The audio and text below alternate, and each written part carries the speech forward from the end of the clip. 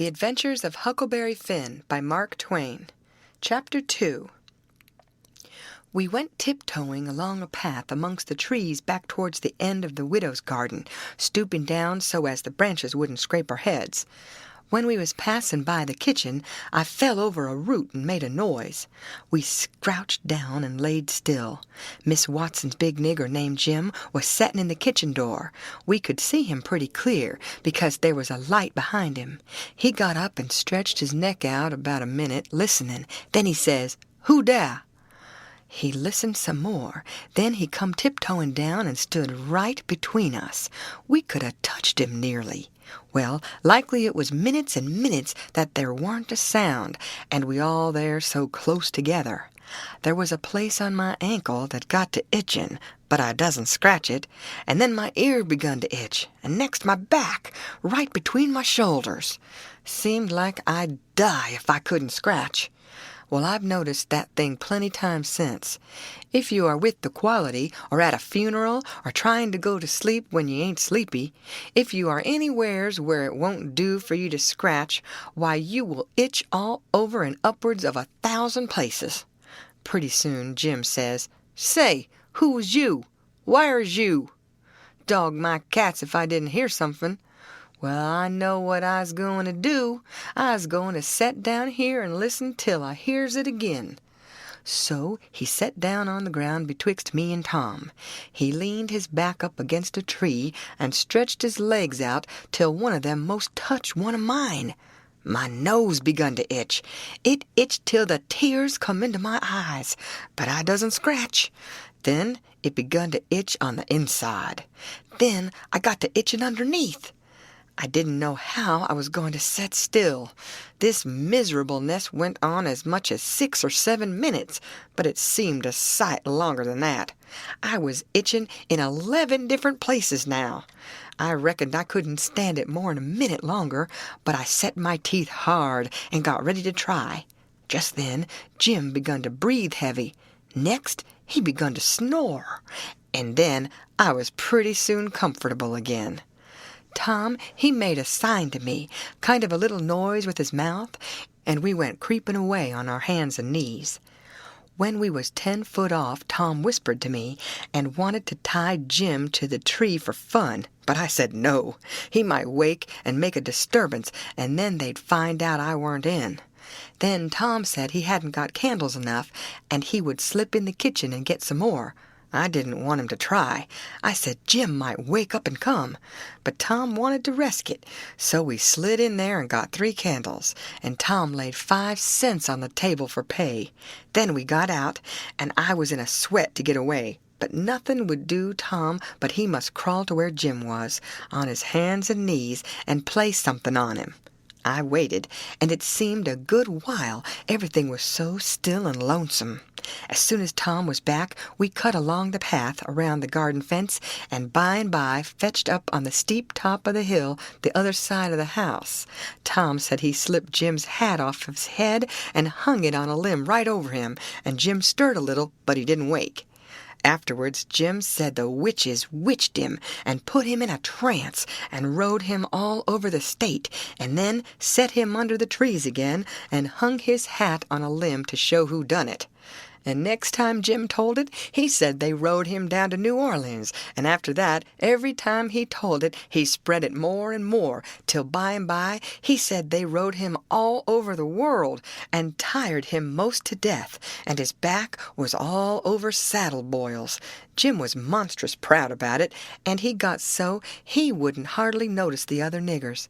Niggers would come miles to hear Jim tell about it, and he was more looked up to than any nigger in that country. Strange niggers would stand with their mouths open and look him all over, same as if he was a wonder. Niggers is always talking about witches in the dark by the kitchen fire, but whenever one was talking and letting on to know all about such things, Jim would happen in and say, "What you know about witches?" And that nigger was corked up and had to take a back seat. Jim always kept that 5-center piece round his neck with a string, and said it was a charm the devil gave to him with his own hands, and told him he could cure anybody with it and fetch witches whenever he wanted to just by saying something to it. But he never told what it was he said to it. Niggers would come from all around there and give Jim anything they had just for a sight of that 5-center piece. But they wouldn't touch it, because the devil had had his hands on it.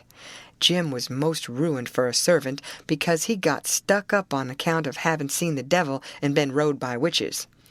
Well, when Tom and me got to the edge of the hilltop, we looked away down into the village and could see 3 or 4 lights twinkling, where there was sick folks maybe, and the stars over us was sparkling ever so fine, and down by the village was a river, a whole mile broad and awful still and grand.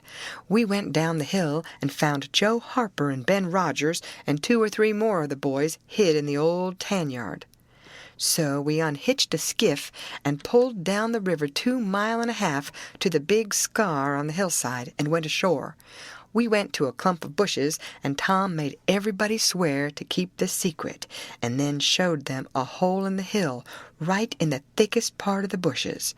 Then we lit the candles and crawled in on our hands and knees. We went about 200 yards, and then the cave opened up. Tom poked about amongst the passages, and pretty soon ducked under a wall where you wouldn't have noticed that there was a hole. We went along a narrow place and got into a kind of room, all damp and sweaty and cold, and there we stopped. Tom says, "Now we'll start this band of robbers and call it Tom Sawyer's Gang. Everybody that wants to join has to take an oath and write his name in blood." Everybody was willing, so Tom got out a sheet of paper that he had wrote the oath on and read it. It swore every boy to stick to the band and never tell any of the secrets, and if anybody done anything to any boy in the band, whichever boy was ordered to kill that person and his family must do it, and he mustn't eat and he mustn't sleep till he had killed them and hacked a cross in their breasts, which was the sign of the band. And nobody that didn't belong to the band could use that mark, and if he did, he must be sued, and if he done it again, he must be killed. And if anybody that belonged to the band told the secrets, he must have his throat cut, and then have his carcass burnt up and the ashes scattered all around, and his name blotted off of the list with blood and never mentioned again by the gang, but have a curse put on it and be forgot forever. Everybody said it was a real beautiful oath, and asked Tom if he got it out of his own head. He said some of it, but the rest was out of pirate books and robber books, and every gang that was high-toned had it. Some thought it would be good to kill the families of boys that told the secrets. Tom said it was a good idea, so he took a pencil and wrote it in. Then Ben Rogers says, "Here's Huck Finn. He hain't got no family. What you going to do about him?" "Well, hain't he got a father?" says Tom Sawyer. "Yes, he's got a father, but you can't never find him these days. He used to lay drunk with the hogs in the tan-yard, but he hain't been seen in these parts for a year or more." They talked it over, and they was going to rule me out, because they said every boy must have a family or somebody to kill, or else it wouldn't be fair and square for the others. Well, nobody could think of anything to do. Everybody was stumped and set still.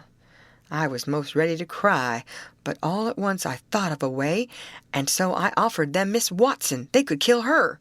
Everybody said, "Oh, she'll do. That's all right. Huck can come in." Then they all stuck a pin in their fingers to get blood to sign with, and I made my mark on the paper. "Now," says Ben Rogers, "what's the line of business of this gang?" "Nothing, only robbery and murder," Tom said. "But who are we going to rob? Houses or cattle or—" "Stuff! Stealing cattle and such things ain't robbery, it's burglary," says Tom Sawyer. "We ain't burglars. That ain't no sort of style. We are highwaymen.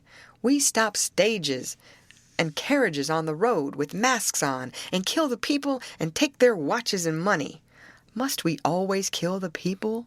Oh, certainly, it's best. Some authorities think different, but mostly it's considered best to kill them, except some that you bring to the cave here and keep them till they're ransomed. Ransomed? What's that? I don't know, but that's what they do. I've seen it in books, and so, of course, that's what we've got to do. But how can we do it if we don't know what it is? Why, blame it all, we've got to do it. Don't I tell you it's in the books? Do you want to go to doing different from what's in the books and get things all muddled up? Oh, that's all very fine to say, Tom Sawyer, but how in the nation are these fellows going to be ransomed if we don't know how to do it to them? That's the thing I want to get at. Now, what do you reckon it is? Well, I don't know, but perhaps if we keep them till they're ransomed, it means that we keep them till they're dead. Now, that's something like. That'll answer. Why couldn't you said that before? We'll keep them till they're ransomed to death, and a bothersome lot they'll be, too, eating up everything and always trying to get loose. How you talk, Ben Rogers. How can they get loose when there's a guard over them ready to shoot them down if they move a peg? A guard? Well, that is good. So somebody's got to set up all night and never get any sleep just so as to watch them. I think that's foolishness. Why can't a body take a club and ransom them as soon as they get here? Because it ain't in the books, so that's why. Now, Ben Rogers, do you want to do things regular or don't you? That's the idea. Don't you reckon that the people that made the books knows what's the correct thing to do? Do you reckon you can learn 'em anything?